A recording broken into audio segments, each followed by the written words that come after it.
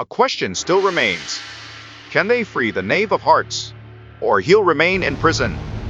With the White Rabbit, juries, witnesses, and the Queen of Hearts.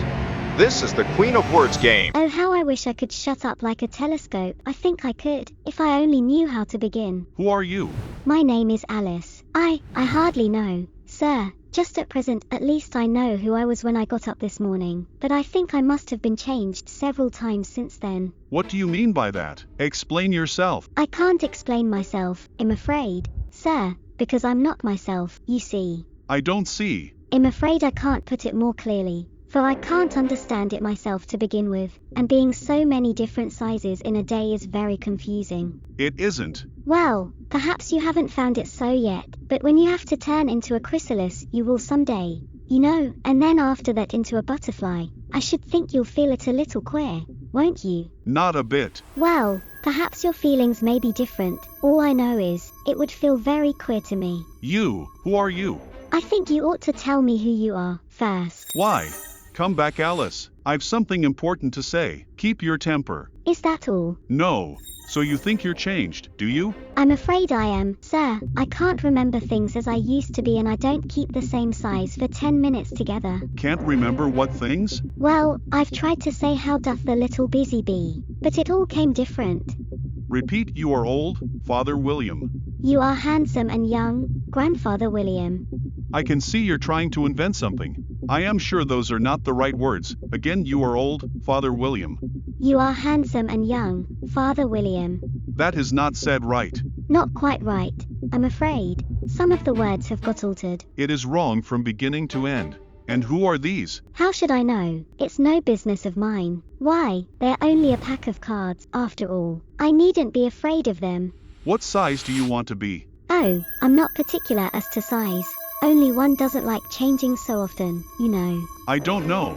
When one wasn't always growing larger and smaller, you know, that sort of life.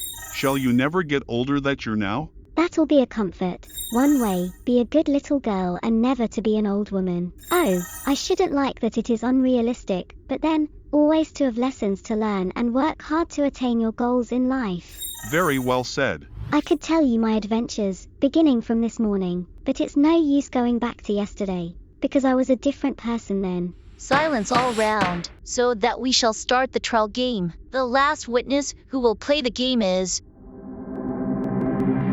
Alice.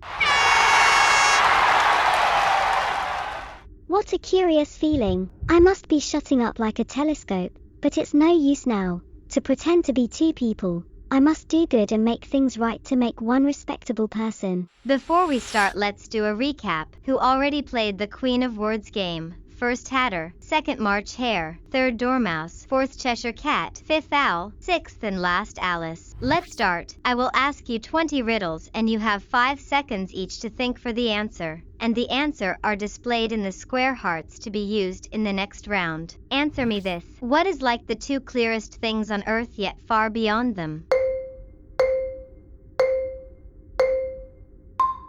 The diamond is like ice and glass, and often might for either pass. Yet as a gem of noble birth, it far surpasses both in worth. Even so a noble heart we prize, or a men who like him in our eyes. True faith all things doth go beyond, and is the spirit diamond.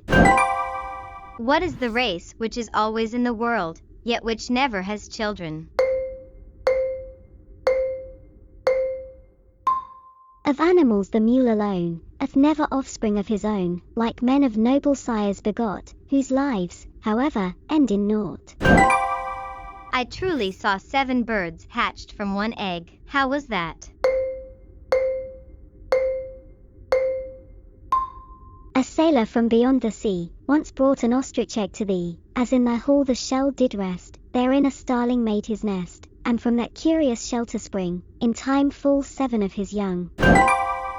What is that whitest, brightest thing which yet leaves black marks, and what the very blackest which, when used, becomes white? Silver's white, and yet, black, draws on parchment lines so black, while the charcoal, black as night, burns to ashes which are white. Those who are fairest to our eyes, too often deal in darkest lies, while others who are grim to view, still utter naught which is not true. There was a man who sailed far over the sea, then dwelt in a home on the shore, and when he died was buried in a great coffin, yet he always slept in the same building, and he is still in it.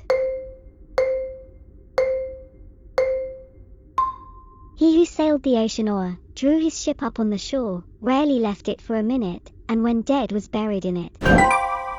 There was an oak tree, it became an apple tree, and by it there stood a house which no man ever entered.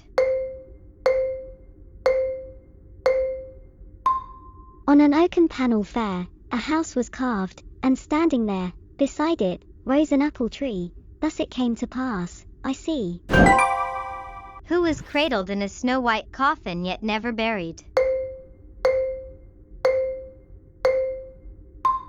The bird or fowl, whate'er it be, born in a snow-white egg we see, which coffin-like doth hold them well, until 'tis time to peck the shell, and when their life hath reached its span times, they're eaten up by beast or man. Who is the grim and fierce watchman who slays and devours thieves, who dread him more than anyone on earth, yet is dearly loved by every little child, who fears him not? 'Tis the cat, who in a house, slays and eats both rat and mouse, but though to them so fierce and wild, is loved by every little child, thus to kings I'd have it come, feared abroad, yet loved at home. Who is it whose name is a byword for folly yet, by whom all wisdom is made known unto man? The squalling goose, with flapping wing, is always called a foolish thing, a blundering bird, of little wit, yet with its quills all books are writ, for every word of wisdom still, is written with the grey goose quill. What is that one thing entirely dead, and which never grew, yet which hides itself in winter and spring, and is seen during the summer and autumn? The grey rock standing in a river, which hath been there and dead forever, when the torrents rushing rise, then is hidden from our eyes, but when the summer heat hath dried, the water up 'tis soon espied, it ne'er had life, it never grew, yet boldly rises then to view, even so it is with many men, whom we do ne'er behold, save when the sunlight of prosperity about us shines. Oh, then we see them plainly, but they are lost again, when misery comes like winter rain. What is born in its coffin, which dies if taken from it, and cannot rise again unless it be buried in that coffin? The nut which in a shell we see, doth seem encoffined unto me. If once that coffin we should ope, the nut will die beyond all hope, but buried deeply in the plain, it rises into life again. What is that hard mother who, wedded to a harder mate, produces a still harder son? Lead is hard, I will admit, copper harder far than it, but the two together melted, in the fiery furnace smelted, make of bronze a glowing ball, which is hardest of them all, out of which the smith with might shapes the sword with which you fight. What is that serpent which coiled about a tree, often gives to man food and drink, which is forbidden to many? The vine, as every one may see, coils serpent-like about a tree, giving to many grapes for food, and wine fermented from their blood, that drink forbidden to the churl, which is the joy of prince or earl.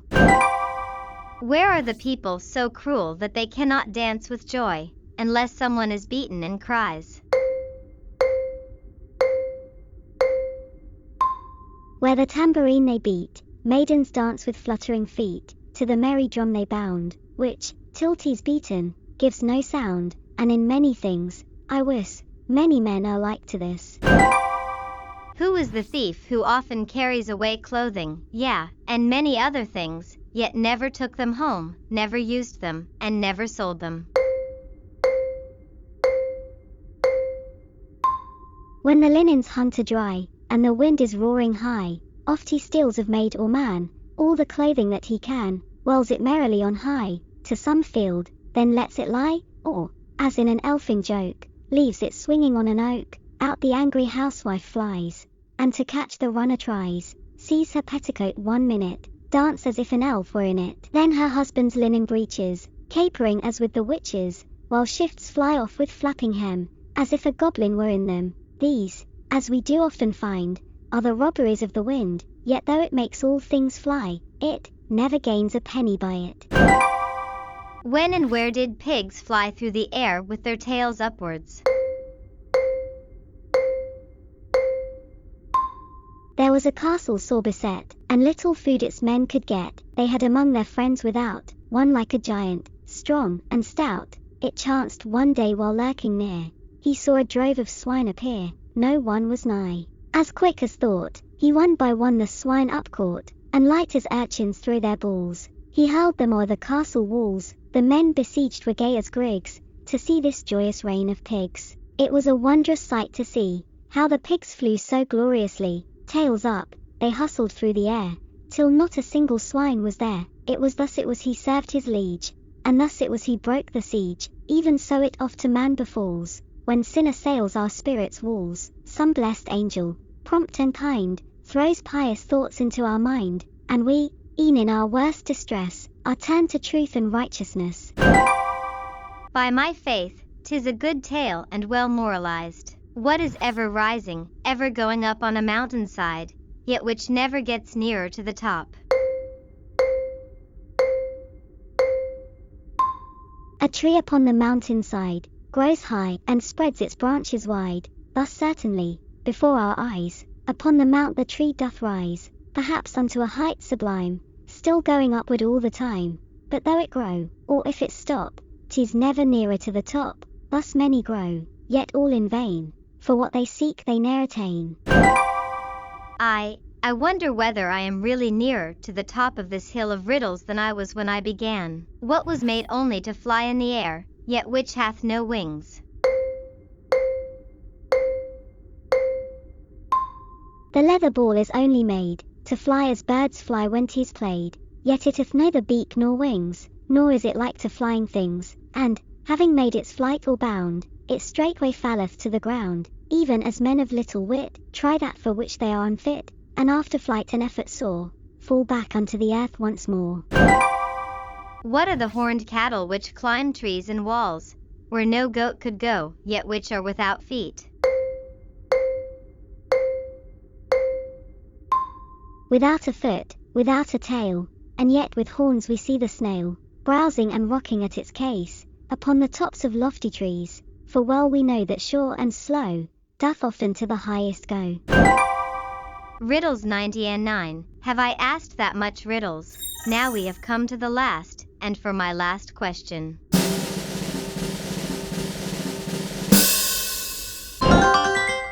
It's a reward, you are all pardoned, and the effect of the potion is already reversed and no need to speak in rhymes. And because the last square hearts is a reward, you are granted immunity for the next round, so you no longer need to form sentences using all the words, but you have to play the final round in order to obtain the key to free the knave of hearts. To be continued.